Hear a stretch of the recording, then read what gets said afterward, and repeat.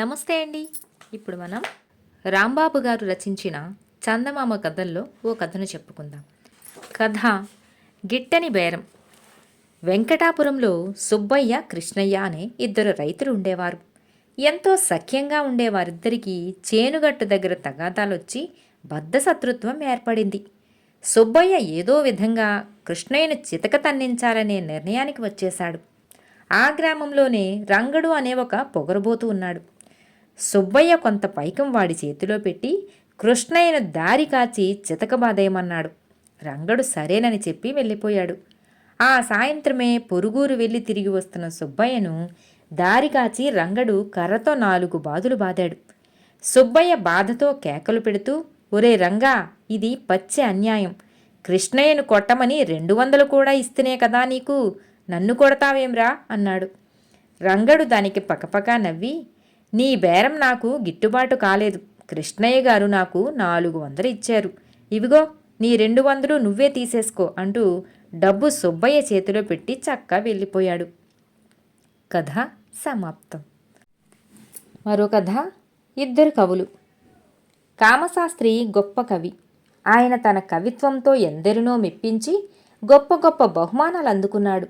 ఆ కారణంగానే ఆయనలో ఎక్కడ లేని గర్వం పేరుకుపోయింది. గోవిందశాస్త్రి కూడా మంచి కవే, కానీ పరిస్థితులు అనుకూలించనందువలన ఆయనకు రామశాస్త్రికి వచ్చినంత పేరు రాలేదు. ఇద్దరిది ఒకే ఊరు. రామశాస్త్రి గోవిందశాస్త్రిని ఎప్పుడైనా కలిసినప్పుడు మాటల సందర్భంలో, నీ కవిత్వంలో లోపాలున్నాయి, వాటిని నువ్వు సరిదిద్దుకోగలిగితే నాలాగా నువ్వు పైకి రాగలవు అంటూ ఉండేవాడు. గోవిందశాస్త్రికి ఈ మాటలు నచ్చేవి కావు. కాలం కలిసిరాక తన కవిత్వానికి పేరు రావటం లేదని, కవిగా కామశాస్త్రికి తాను ఏమాత్రం తీసిపోనని ఆయన అభిప్రాయం.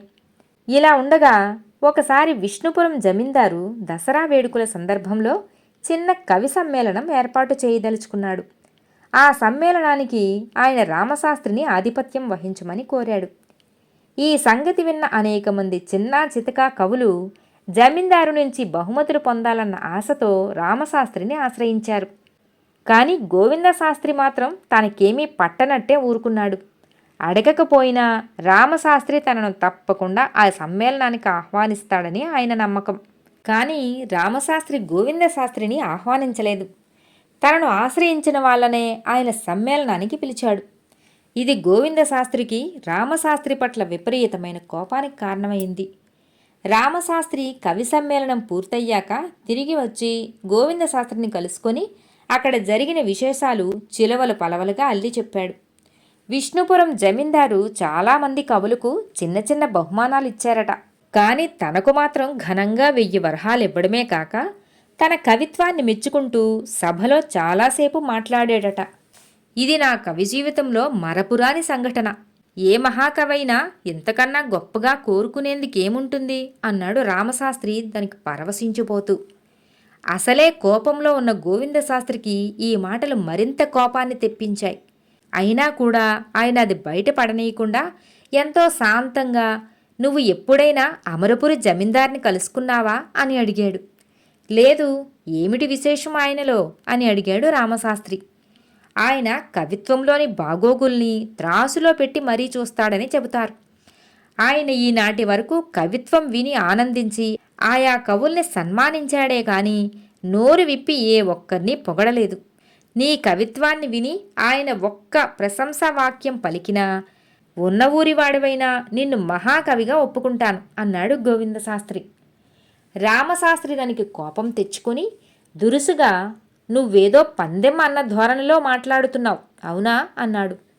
పందెం మాట ఎత్తేవు కనుక పందెమే. అమరపురి జమీందారు నీ కవిత్వం విని శ్లాఘిస్తూ ఒక్క మాట పలికినా నేను నీకు 1000 వరహాలిస్తాను. అలా కానప్పుడు నువ్వు నాకు 1000 వరహాలు ఇచ్చుకోవాలి, సరేనా అన్నాడు గోవిందశాస్త్రి. జీవితంలో ఈనాటి వరకు ఓటమి అనేదే ఎరుగను. రేపు ఉదయాన్నే బయలుదేరి అమరపురి వెళ్తాను అన్నాడు రామశాస్త్రి కోపంగా. అలాగే వెళ్ళిరా, ఇది నీ జీవితంలో మరపురాని మరొక సంఘటన కావచ్చు అన్నాడు గోవిందశాస్త్రి. 2 రోజుల తర్వాత రామశాస్త్రి గోవిందశాస్త్రిని కలుసుకుని, నేను 1000 వరహాలు గెలుచుకున్నట్టే అమరపురి జమీందారు నా కవిత్వాన్ని మెచ్చుకుంటూ స్వదస్తూరితో రాసి ఇచ్చిన యోగితాపత్రం ఇదిగో అంటూ గోవిందశాస్త్రికి ఒక కాగితం ఇచ్చాడు. గోవిందశాస్త్రి నవ్వుతూ, ఇది ఆయన స్వదస్తూరి కాదని నేను అనటం లేదు. మన పందెం ఏమిటంటే జమీందారు నోరు విప్పి నీ కవిత్వాన్ని మెచ్చుకోవటం. అలా జరగలేదు కదా, నువ్వే ఓడిపోయావు. 1000 వరహాల మాటేమిటి అన్నాడు.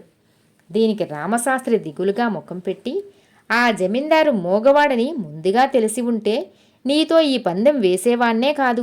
సరే, చేసేదేముంది, ఆ పందెం డబ్బేదో రేపు తెచ్చి ఇచ్చుకుంటాను, సరేనా అన్నాడు. చూసేవా, నెల తిరగకుండానే నువ్వు జీవితంలో మరవలేని 2 సంఘటనలు చవిచూశావు అన్నాడు గోవిందశాస్త్రి వచ్చే నవ్వును ఆపుకుంటూ. కథ సమాప్తం. రావలసిన బాకీలు. సుబ్బిశెట్టిది వడ్డీ వ్యాపారం. వెంకటశెట్టి అతని ఏకైక పుత్రుడు. అతడికి 25 ఏళ్లు నిండగానే సుబ్బిశెట్టి వ్యాపార బాధ్యతలను అతని మీద పెట్టాలనుకున్నాడు. ఒకరోజున అతడు తన అప్పు ఇచ్చిన వాళ్ళ పద్దులు కొడుక్కు చూపిస్తూ ఎవరెంత చెల్లు వేశారో ఇంకా ఎంత బాకీ ఉన్నారో వివరిస్తూ హఠాత్తుగా ఆగి, ఒరేయ్ బాబు, మనం వెంటనే బయలుదేరి సోమవరం వెళ్ళాలి అన్నాడు. అంత హఠాత్తుగా తండ్రి సోమవరం ఎందుకు ప్రయాణం కడుతున్నాడో వెంకటశెట్టికి అర్థం కావట్లేదు. ఆ మాటే తండ్రిని అడిగాడు. సోమవరంతో పాటు మనం రామవరం కూడా వెళ్ళవలసి ఉంటుంది. మనం తిరిగి ఊరు చేరే వరకు మనం ప్రయాణం గురించి, ఆ గ్రామాల్లో నేను ప్రవర్తించే తీరు గురించి ప్రశ్నలు అడిగి నన్ను మాత్రం విసిగించకు అన్నాడు సుబ్బిశెట్టి. ఇద్దరూ సోమవరం చేరగానే సుబ్బిశెట్టి రామయ్య అనే మోతుబరి రైతు ఇంటికి వెళ్ళాడు. రామయ్య సుబ్బిశెట్టిని చూస్తూనే, ఏవండోయ్ శెట్టిగారు, ఇలా దయచేశారేంటి అని అడిగాడు. అంతగా విశేషం ఏమీ లేదు, రామవరం పోతూ ఇటు వచ్చాను. పనిలో పనిగా నీ బాకీ సంగతి కూడా కాస్త గుర్తు చేయదలుచుకున్నాను. ఇప్పటికీ మీరు నెలసరి వాయిదాల మీద చెల్లివేసిన 4000 వరహాల బాకీ పోగా నీ బాకీ ఇంకా 5000 వరహాలుంది. మిగతా మొత్తం త్వరలో చెల్లివేయడం బాగుంటుంది అన్నాడు సుబ్బిశెట్టి. సుబ్బిశెట్టి మాటలకు రామయ్య కోపం తెచ్చుకొని, శెట్టిగారు, పెద్దతనం కొద్దీ నీకు మతిపోతున్నట్టుంది. ఇప్పటికీ నేను నెలసరి వాయిదాల మీద 5000 వరహాలు చెల్లివేశాను. ఇక నేను బాకీ ఉన్నది 3000 వరహాలు మాత్రమే.